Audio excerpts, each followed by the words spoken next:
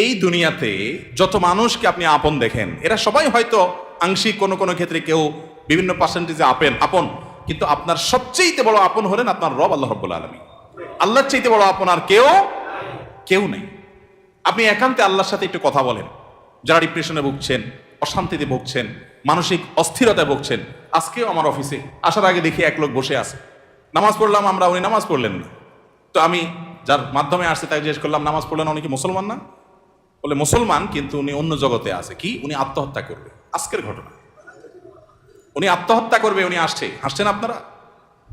এর আগে এক জুমা অফিস থেকে আমাকে ফোন দিল, জুমার নামাজ পড়াইতে ঢুকবো, বলতেছে এক লোক অফিসে এসে ঢুকছে, আপনার সাথে দেখা করবে, সে আত্মহত্যা করবে, জুমার নামাজও পড়বে না, এখন মরার আগে আপনার সাথে একটু দেখা করতে চায়। আমি আছি নারায়ণগঞ্জ, আর সে ঢাকায় অফিসে। ভাইরা আমার, আপনারা হাসছেন। ঘরে ঘরে অশান্তির সমুদ্র চলছে, ঘরে ঘরে মানুষের মধ্যে অশান্তির হাবুডুবু খাইতেছে। তরুণ ইয়াং মানুষ, বাচ্চা ছেলে, এখনো দুনিয়ার কিছু তারে পায় নাই, ব্যবসা বাণিজ্য জ্ঞানজাম ফাসাদ কিচ্ছু পায় নাই, কলেজ ইউনিভার্সিটিতে পড়ে, সেখানে শতাধিক ছেলে 1 বছর আত্মহত্যা করে ফেলতেছে। মানসিক শান্তি যেটা, এটা এই সমাজের প্রতিটা ব্যক্তি থেকে উঠে যাচ্ছে। প্রত্যেকটা মানুষ অস্থির। এর মূল এবং প্রধান কারণ হলো এই কলব এবং অন্তরে যে জিনিসটাকে ঢুকানো দরকার ওটা না ঢুকাইয়া ভুলটারে ঢুকাইয়া বসে আছে, ইনস্টল করে নিছে দুনিয়াকে। দুনিয়া ছাড়া আর কিছু তার মাথায় নেই। একজন যুবক, তিনি কোনো মেয়ের সাথে অবৈধ সম্পর্কে জড়িয়েছেন, হারাম সম্পর্কে জড়িয়েছেন, সেটা একটা বিষয়, কিন্তু সেই মেয়ে তার সাথে ধরুন মানে কথা রাখে নাই, সে আরেকজনের সাথে ভেগে গেছে বা অন্য কোথাও তার বিয়ে হয়েছে। এখন সে ডিপ্রেশনে ভোগে। কেন ডিপ্রেশনে ভোগে? যে ওই পছন্দের মানুষটাকে সে পায় নাই। আলটিমেটলি এটা দুনিয়া, ঠিক না ঠিক? আলটিমেটলি এটা কি? তার অন্তরে যদি আল্লাহকে স্থান দিত, আল্লাহকে যদি সবচেয়ে বেশি ভালোবাসতো, আল্লাযীনা আমানু আশাদ্দু হুব্বাল, তার অন্তরে যদি আল্লাহর সাথে মহব্বত সবচেয়ে বেশি থাকতো, আল্লাহর সন্তুষ্টিটাকে সবকিছুর উপর দিয়ে প্রায়োরিটি দিত, তাহলে এরকম কেউ তার জীবন থেকে চলে গেছে, কেউ আসছে, কোনো দোস্ত নারাজ হয়ে গেছে, কিছু টাকা লস হয়ে গেছে, একটা ব্যবসা ছুটে গেছে, কিছু ক্ষতি হয়ে গেছে, এগুলোর কোনোটি তার জীবনে কোনো প্রকার প্রভাব ফেলতো? কি হয়েছে? এগুলো গেছে, আরো আসবে, না আসলোই না, তাতে কি সমস্যা? আমাকে তো আল্লাহর কাছে যেতে হবে, কিয়ামতের ময়দানে দাঁড়াতে হবে, সারা জীবনের হিসাব দিতে হবে। আমি সেই জায়গা কি হিসাব দিতে পারবো, সেই জিনিসটা আমি ঠিক রাখতে পেরেছি কিনা, এটাই হলো আমার মূল গোলের জায়গা, এটা হলো মূল টার্গেটের জায়গা। এইভাবে যদি আপনি ভাবেন, তাহলে আপনার মধ্যে ডিপ্রেশন ইনশাল্লাহ এমনিতেই দূর হয়ে যাবে। মোহতারাম হাজরিন, অতএব সম্পদ উপার্জন করেন, ব্যবসা বাণিজ্য করেন এবং জাগতিক কাজ করেন, এতে কোনো সমস্যা নাই, কিন্তু অন্তরে দুনিয়াকে নয়, আল্লাহকে স্থান দেন। এবং এই স্থান দিতে গিয়ে আপনাকে স্যাক্রিফাইস করতে হবে। কি স্যাক্রিফাইস? ওই যে সৎ পথে চলবেন, হক হালালি চলবেন, টাকা পয়সা বেশি হবে না। অন্যরা তো দূরের কথা, নিজের আপন মা বাবার কাছেও দাম পাবেন না, ভাই বোনের কাছে দাম পাবেন না, বইয়ের কাছেও হয়তো দাম পাবেন না, ছেলে মেয়ের কাছেও হয়তো দাম পাবেন না, বন্ধু বান্ধবের কাছেও দাম পাবেন না, এলাকার ইমাম সাহেব, খতিব সাহেব, হুজুর সাহেবের কাছেও দাম পাবেন না, কারণ পয়সা নেই। কিন্তু আল্লাহর কসম, যেই জায়গায় দাম পাওয়া দরকার সেই জায়গা ঠিকই পাবেন। আরশ আজিমের মালিক আপনার অনেক বেশি মূল্য দিবেন। নবী করিম সাল্লাল্লাহু আলাইহি সাল্লাম কতবার এরকম বলেছেন সাহাবীদেরকে, তোমরা কোনো জান্নাতি লোক দেখতে চাও? বলি ইয়া রাসূলুল্লাহ, দেখতে চাই। একটা লোক চলে যাচ্ছে সামনে দিয়ে, তিনি জিজ্ঞাসা করেছেন, এই লোকটা সম্পর্কে তোমাদের কি ধারণা? বলি ইয়া রাসূলুল্লাহ, লোকটা খুব সাধারণ একজন মানুষ, এত গরিব, সমাজের এত সাধারণ মানুষ যে এই ব্যক্তি কারোর মেয়ে বিয়ে করতে চাইলে কেউ তার কাছে মেয়ে বিয়ে দিবে না, কেউ তাকে পয়সা হাওলাত দিবে না, কেউ তাকে চেয়ার দিবে না, কেউ তাকে কদর করবে না। আরেক লোক আসছে, নবী করিম সাল্লাল্লাহু আলাইহি সাল্লাম বলেন, এর সম্পর্কে তোমাদের বক্তব্য কি, মূল্যায়ন কি? সাহাবীরা বলছেন, ইয়া রাসূলুল্লাহ, এই লোকটা যার মেয়ের বিয়ের অফার করবে, সবাই তার কাছে মেয়ে দিতে পারলে সৌভাগ্যবান মনে করবে, পয়সা আলা, ভাবসাবালা, সমাজে অবস্থানওয়ালা। সে কারো কাছে কিছু চাইলে কেউ তাকে ফেরত দিবে না, তার অবস্থান আমাদের কাছে অনেক বেশি। নবী করিম সাল্লাল্লাহু আলাইহি সাল্লাম প্রথম যে ব্যক্তি, যাকে সমাজের মানুষ অনেক তুচ্ছ মনে করে, অনেক দুর্বল মনে করে, তার সম্পর্কে মূল্যায়ন করে তিনি বলেছেন, এই যে প্রথম লোকটা, দ্বিতীয় লোকটার মতো মানুষ যদি গোটা দুনিয়াতে পরিপূর্ণ হয়ে যায়, তবুও এই প্রথম, এই দুর্বল, কিশোকায়, হ্যাংলা পাতলা, গরিব অভাবী মানুষ, যাকে তোমাদের সমাজ কোনো দাম দেয় না, এই লোকটার মর্যাদা আল্লাহ রাব্বুল আলামিনের কাছে ওই দ্বিতীয় লোকটার মতো মানুষ গোটা দুনিয়াতে পরিপূর্ণ হওয়ার চাইতে বেশি। ভাইরা আমার, এজন্য সামাজিক অবস্থান এটা আরেকটা ডেঞ্জারাস ব্যাধি, নেশা। সামাজিক অবস্থান, বেশিরভাগ লোক পয়সা করি কামাই করেন নিজে খাওয়ার জন্য না, ভাবসাবের জন্য। কিসের জন্য? ভাবসাবের জন্য। ভাবসাব বুঝেন? আমি এই জন্য প্রায় সময় বলি, গোটা দুনিয়াতে এখন অভাবটা হলো ভাবের। অভাবটা কিসের? ভাবের অভাব। যে আমাকে মানুষ লাখপতি বলবে, কোটিপতি বলবে, অনেক লোক দেখবেন যে বিদেশে হয়তো উনি সাধারণ একটা কাজ করেন, কিন্তু দেশে আইসা মাশাআল্লাহ কোট টাই বুট, ঢাকা শহরে হয়তো কোনো একটা দোকানে কাজ করেন, কিন্তু গ্রামে যায় মাশাআল্লাহ এমন ভাবে পরিপাটি হয়ে যান যে উনি ঢাকা শহরের বিশাল শিল্পপতি। আছে না নাই? তো বেচারা এত কষ্ট কেন করতেছে? তার দরকার একটু ভাব। তার কিসের দরকার? ভাব। এটাকে বলে সামাজিক অবস্থান। হব্বে যা, এটা মানুষকে কুরে কুরে শেষ করে দেয়, একদম ধ্বংসের দ্বার প্রান্তে নিয়ে যায়। এই জন্য ডিপ্রেশন থেকে মুক্তি পেতে চান, একমাত্র পথ আল্লাহর আনুগত্য এবং গোলামিতে ফিরে আসে।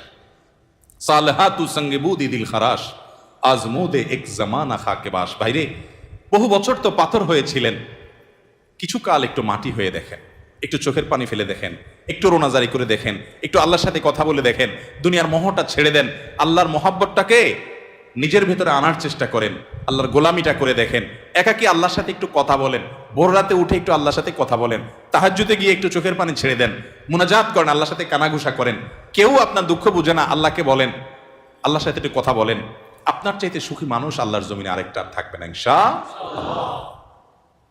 ভাইরা আমার, সুখের যে পথ কোরআন বলেছে সেটা আমাদের বিশ্বাস হয় না। সম্ভবত হাসান বসরি রাহিমাহুল্লাহ বা অন্য কোনো এক তাবেঈ বলেছেন, কোরআনে আল্লাহ রাব্বুল আলামিন বহু জায়গায় ওয়াদা করেছেন যে আল্লাহ তাআলা মানুষকে দুনিয়াতে সুখ স্বাচ্ছন্দ্য দিবেন। মান আমিলা সালিহাম মিন যাকারিন আও উনসা ওয়া মুমিন ফালানুহইয়ান্নাহু হায়াতান তাইয়্যিবা। নারী হোক আর পুরুষ হোক, যে ব্যক্তি ঈমান আনার পর নেক আমল করবে, আল্লাহর নির্দেশ মতো নিজের জীবনকে পরিচালিত করবে, এটাই তার জীবনের মূল টার্গেট। এটা ঠিক রেখে পয়সা আসলে আসুক, না আসলে নাই, ব্যবসা থাকলে থাকুক, না থাকলে নাই, আল্লাহর আনুগত্যটাকে মূল রেখে চলে।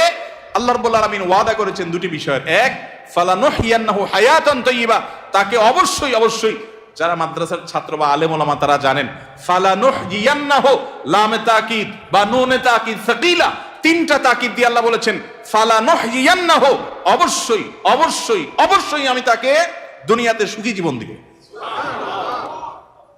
আল্লাহ তাআলা বলেন নাই সম্পদের পাহাড় গড়তে পারলে, বিশাল বড় চেয়ারের মালিক হতে পারলে, গদি দখল করতে পারলে, সামাজিক অবস্থান হলে ওই ব্যক্তিকে আমি সুখ দিব। আল্লাহ বলেছেন ঈমান আনার পর যদি নেক আমল করো, আল্লাহর গোলামি যদি কেউ করতে পারে সমস্ত ক্ষেত্রে, যে আল্লাহর আনুগত্য ঠিক রেখে দুনিয়ার সব ঠিক থাকলে থাকুক, আর না থাকলে সব বাদ, আমার বন্ধু অন্তরে তাকে জায়গা দিলাম যতক্ষণ পর্যন্ত আল্লাহ রাব্বুল আলামিনের কোনো আদেশ নিষেধ লঙ্ঘন না হয়।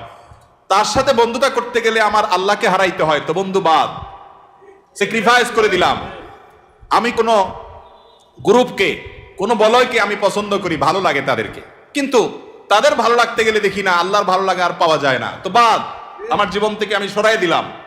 আমি একটা ব্যবসা করতে যাচ্ছি, বিশাল বড় লোভনীয় অফার, হাতছানি পয়সার, কিন্তু এটা করতে গেলে আমার আল্লাহর নিষেধাজ্ঞা লঙ্ঘন করতে হয়, হারাম করতে হয়, তো বাদ, এ লোভ ছেড়ে দিলাম। এর নাম হলো মুসলমান। এই ত্যাগ মনে হয় খুব কষ্টের না?